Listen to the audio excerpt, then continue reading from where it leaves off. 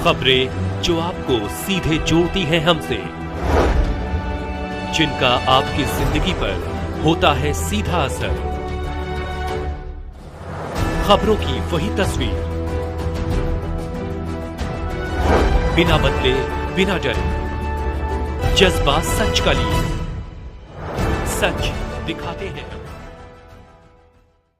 Sunrise central school के द्वारा गंगाम बहुउद्देशीय सभागार में वार्षिक समारोह संपन्न। Ballia Uttar Pradesh sunrise central school द्वारा आयोजित वार्षिक समारोह गंगाम बहुउद्देशीय सभागार में सफलतापूर्वक संपन्न हुआ। इस अवसर पर स्कूल के प्रबंधक जगमोहन चौबे ने बच्चों के उज्जवल भविष्य की कामना करते हुए अपने विचार व्यक्त किए। प्रबंधक जगमोहन चौबे ने कहा कि यह कार्यक्रम सफल होने पर उन्हें बहुत खुशी हुई है। उन्होंने इस सफलता का श्रेय बच्चों, अध्यापकों और अभिभावकों को दिया। उन्होंने कहा कि महीनों की मेहनत आज रंग लाई है और यह सफलता स्कूल के बच्चों और अध्यापकों को जाता है। इस अवसर पर स्कूल के बच्चों ने सांस्कृतिक कार्यक्रमों के माध्यम से अपनी प्रतिभा का प्रदर्शन किया। कार्यक्रम में अभिभावकों और स्कूल के शिक्षकों ने भी भाग लिया। प्रबंधक जगमोहन चौबे ने अभिभावकों को धन्यवाद दिया और कहा कि उनका सहयोग और समर्थन स्कूल के लिए बहुत महत्वपूर्ण है। उन्होंने कहा कि स्कूल का उद्देश्य बच्चों को शिक्षा के साथ साथ संस्कार और मूल्यों की शिक्षा देना है। इस अवसर पर स्कूल के शिक्षकों ने भी अपने विचार व्यक्त किए और बच्चों को उनकी उपलब्धियों के लिए बधाई दी।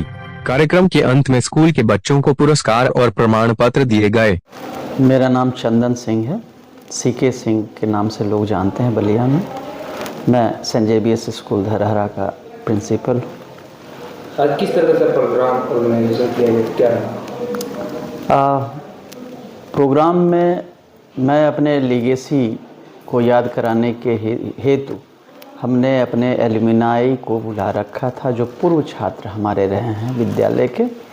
2004 से 2020 तक के जो विद्यार्थी पास किए थे हमारे यहाँ से और जिनके पास समय था वो हमारे पास आए थे और अपने साथ, अपने संगियों के साथ, अपने दोस्तों के साथ, मित्रों के साथ आकर आनंद किए।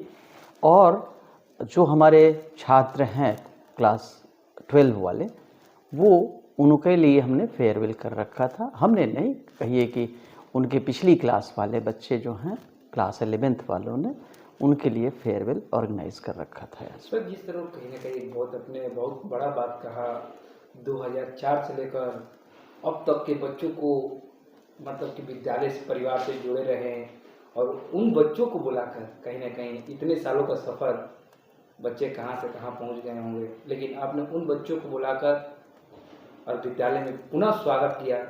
ये कहाँ से आप लोग के लिए बड़ा मतलब होगा? सर, ऐसा है ना कि 2004 में जो बच्चा पास किया था यहाँ से, उस बच्चे की उम्र है 40 बरस। अब वो बच्चा नहीं है, वो पिता है और उसका बच्चा 12th क्लास पास कर गया है। क्या बात है।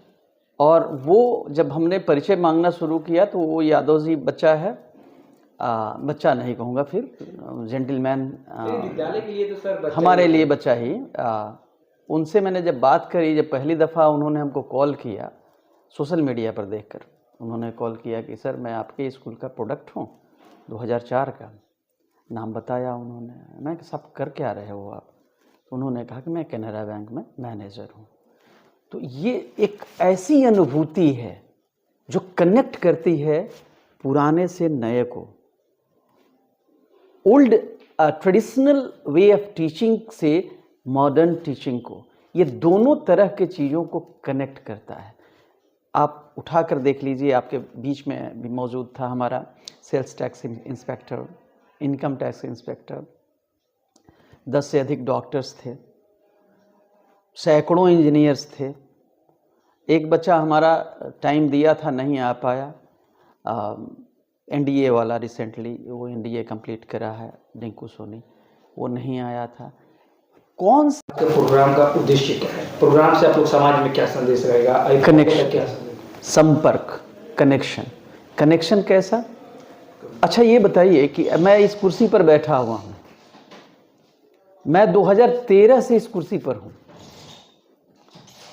और वो 2004 वाला जो बच्चा हमारा है, उस 2004 वाले बच्चे को मैं कैसे जानता हूँ, आप बताओ। तो एक मेरे लिए भी तो एक एहसास है कि 2004 के जो सेंट जेवियर्स की जो स्टैंडिंग थी वो कहाँ थी, उसके हिसाब से मैं अपनी स्टैंडिंग को आज खोज रहा हूँ, उसके हिसाब से अपनी चीज़ों को खोज रहा हूँ, कनेक्शंस खोज रहा हूँ। जो बच्चे अलग अलग विधा में नेतृत्व की क्षमता, अब 10 नेता आए थे, वो हर तरह से अपना सर, एक काम लास्ट कर। सवाल आपसे बात करूंगा सर। जैसे कि सर आगामी कोरोना काल के बाद देखा जाएगा कि जो पहले बता रहे हैं टुगेदर एक साथ लोग बैठकर, एडिक्शन का मतलब ऐसा नहीं है कि मोबाइल से हमारी सब क्षति ही की बात है सर। 2 तरह की चीज़ें होती हैं थिंकिंग स्किल में, अगर मैं कहूँ तो क्रिटिकल थिंकिंग और क्रिएटिव थिंकिंग होती है। क्रिटिकल थिंकिंग सही और गलत की पहचान देती है। हमें गार्जियंस के तौर पर, एक शिक्षक के तौर पर, एक प्रिंसिपल के तौर पर ये देखना होगा कि हम किस तरह से उन बच्चों को गाइड कर रहे हैं ये डिजिटल एरा में रखते हुए, क्योंकि एआई का ज़माना है सर। आप मोबाइल को हटाकर काम नहीं कर सकते हैं। आज का समय ऐसा है कि 2-4 बरस के बाद हमारा कंप्यूटर और रोबो हमको पढ़ाएगा। क्या संदेश आज के कार्यक्रम को लेकर क्या संदेश रहेगा? बिल्कुल यही संदेश रहेगा कि चाहे विद्यालय कोई भी हो, विद्यालय के प्रधानाचार्य, विद्यालय के शिक्षक शिक्षिका, विद्यालय के छात्र छात्रा, ये सब अगर संपर्क में रहते हैं सर, तो ये एक यकीन मानिए कि जो बहुत बढ़िया, अगर परफॉर्मेंस की बात नहीं है, सोशल कनेक्शंस की बात नहीं है, अगर कनेक्शन बना के रखें तो बच्चे सफलीभूत होंगे ही होंगे। ये इसमें कोई कतई संदेह नहीं।